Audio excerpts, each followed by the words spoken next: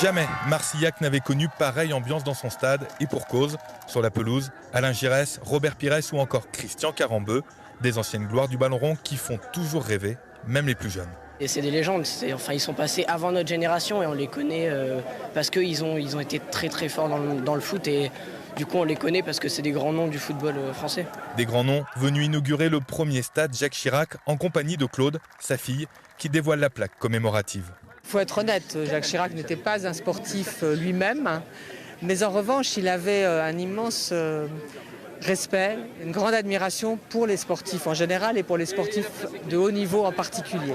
Une relation et des souvenirs pour Robert Pires et Christian Carambeu. Les deux champions du monde ont côtoyé le président Chirac en 98. Chirac, le premier supporter des Bleus. On l'a senti investi, on l'a senti proche.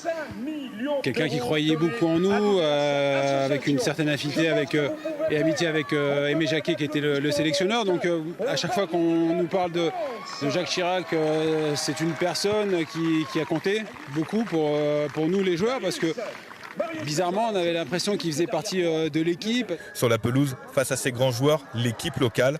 Un moment inoubliable pour ces joueurs de 3e division de district. Pour eux, ils nous ont dit que c'était leur match de l'année de venir à Marcillac. Nous, c'est le match de notre vie, on ne le revivra pas, ça.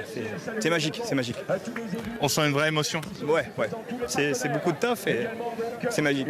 Une émotion partagée par les 3000 spectateurs pour cette grande fête qui a permis de récolter 8 000 € au profit de la Fondation Jacques Chirac.